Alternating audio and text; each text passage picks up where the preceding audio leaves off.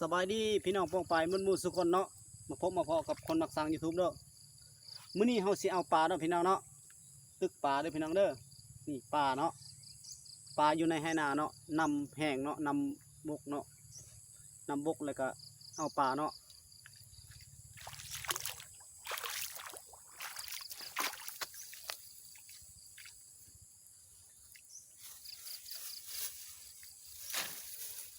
นี่เอาถุงยางเลยเนาะพี่น้องเนาะถุงยางมาใส่ปลาเนาะ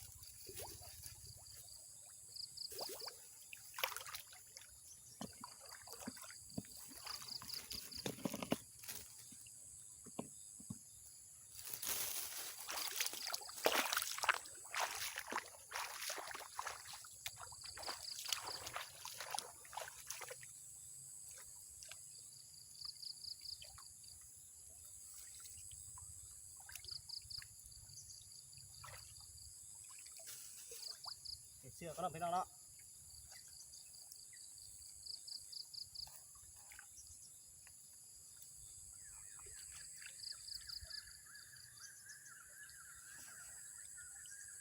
เอาปลาเนาะปลาในไหนาเนาะ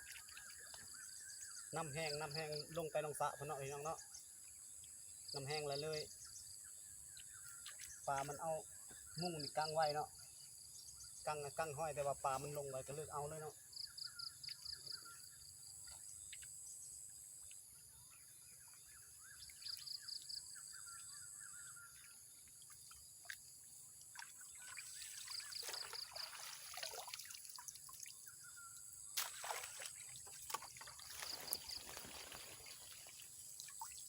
เห็นบอกพี่น้อง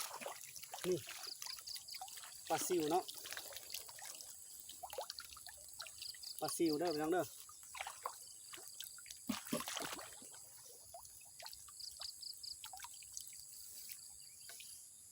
ดูนั่นก่อน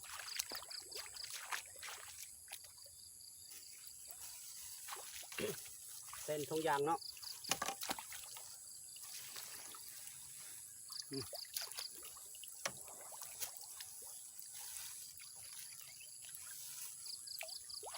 ปลาซิวเด้อพี่น้องเด้อ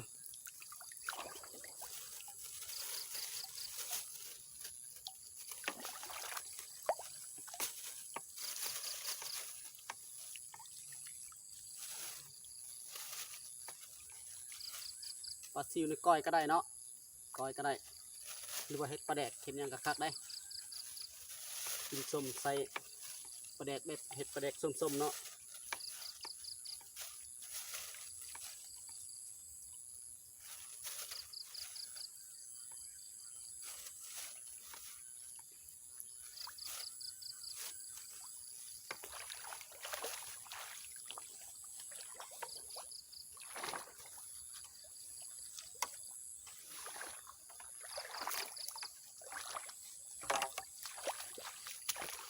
เยอะมันลงนะพี่น้องเนาะ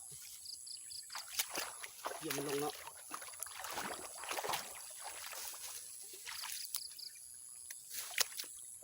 ว่ามื้อนี้สิว่าสิไปแอมเที่ยงเนาะแต่ว่าเห็นปลามันลายก็เลยเอาปลาก่อนเนาะ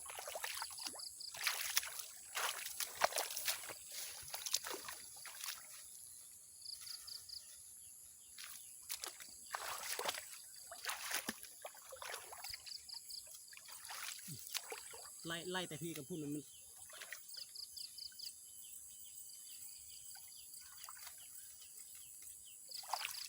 หอยปักกวางเนาะหอยปักกวางเด้อพี่น้องเด้อกินข้าวขนาด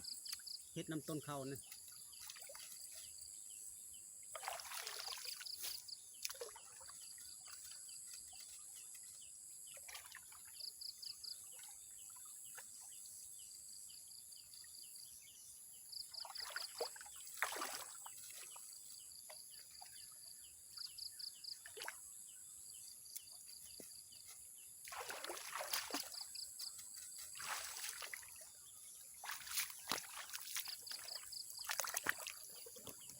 เบิ่งเด้อพี่น้องเด้อเห็นบ่ยิ้มยับเนี่ยมันอันนั้นมดเนาะปลาหมดปลาซิวมันบ่อนเนาะมันลินน้ำเนาะน้ำแห้งเนาะ เพราะว่าน้ำพายแต่มันลุเลยเนาะพายทั้งลุมพายเขาเจ้าก็ลุเลยก็เลยทั้งพี่ก็แห้งเนาะเบื้องเขาในหอยปลากวางเฮ็ดมดเด้อพี่น้องเด้อนี่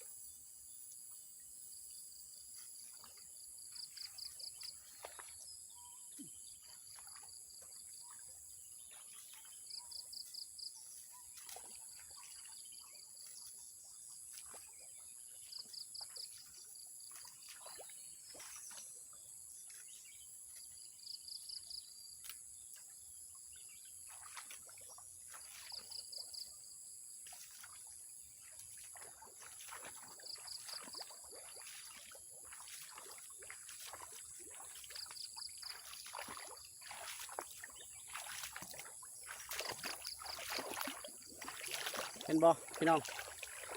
ปลาซิวมันเข้าเลยเนาะเข้าสะดุงเลยเนาะมันบ่มีบนไปมันสิลงเนาะเพราะว่าน้ำนี่มันแห้งเลยเนาะเด้อนี่หอยปลากวางนี่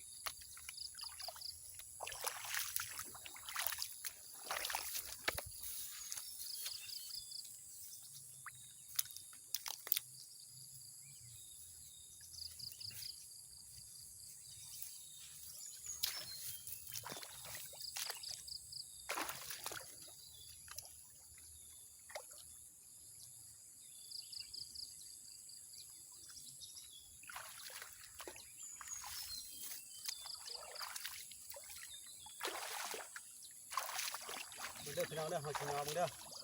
สิได้บ่มันสิได้แล้วเนาะ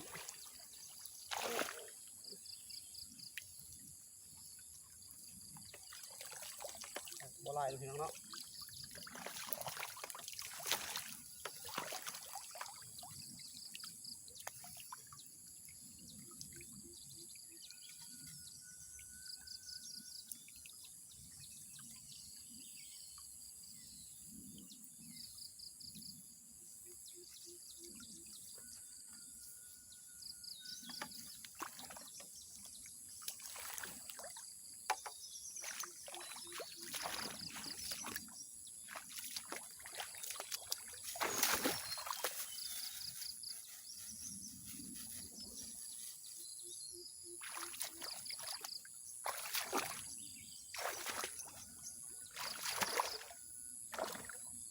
ตัวนี้ถือว่า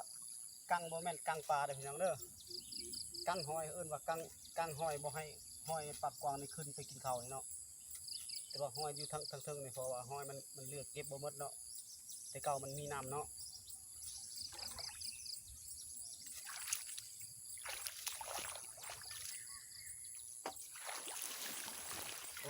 นี่พี่น้องเอ้ย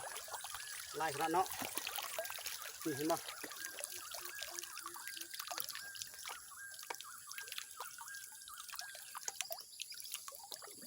พี่น้อง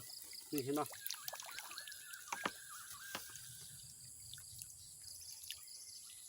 หลายเติบได้ถูกเลยเนาะ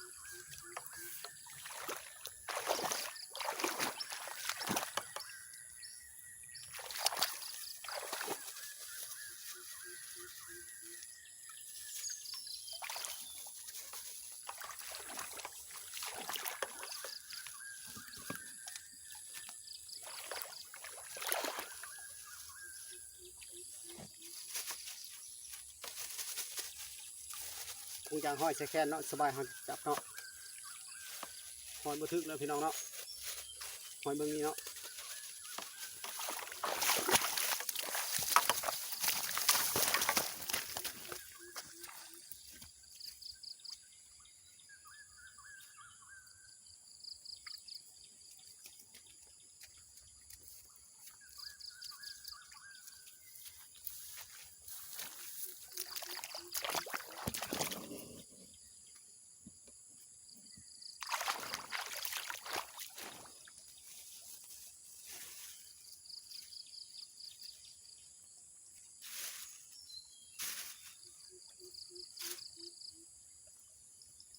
ปลาซิวเนาะปลาซิวใหญ่ขนาดเนาะพี่น้องเนาะใหญ่แล้วปลาซิวเนี่ยคันกินดิบนี่คันผู้ใดบ่กล้ากินนี่บ่กล้ากินอย่างนี้เนาะ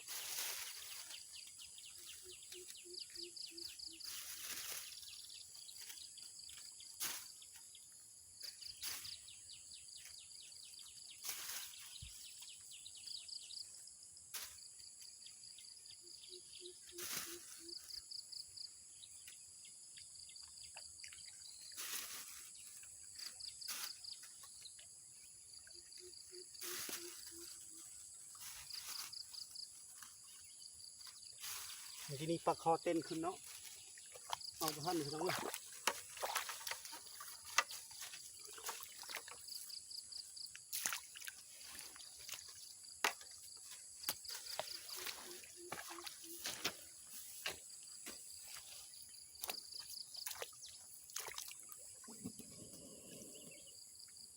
เห็นบ่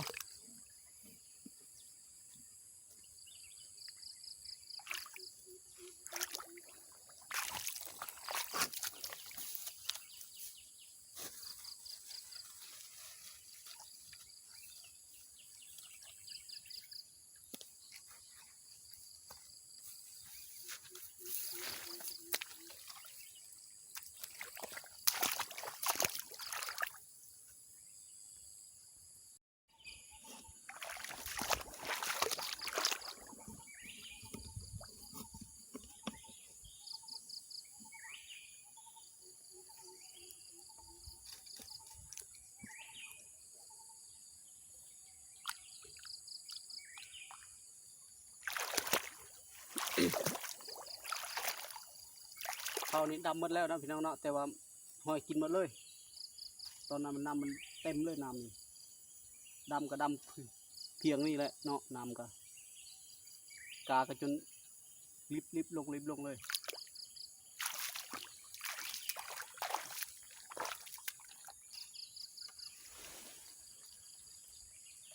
เลย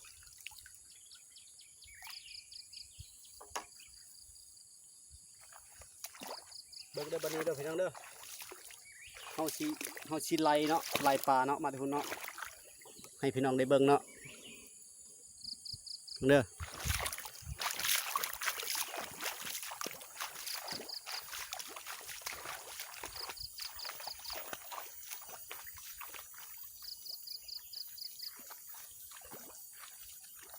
ไล่ปลาลงเนาะไล่ปลาให้ลงชุมเนาะพี่น้องเนาะไล่ลงแล้วเนาะพี่น้องเนาะเห็นบ่ปลามันลงเลยเนาะ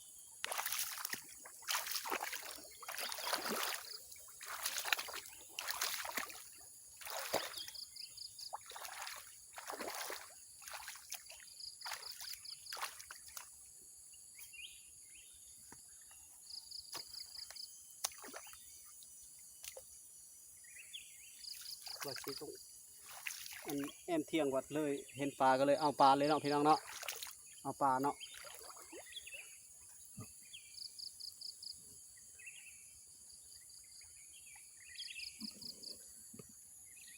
บัดนั้นเฮาสิมาตองอีกเทื่อนึงเนาะตอนนั้นเนาะ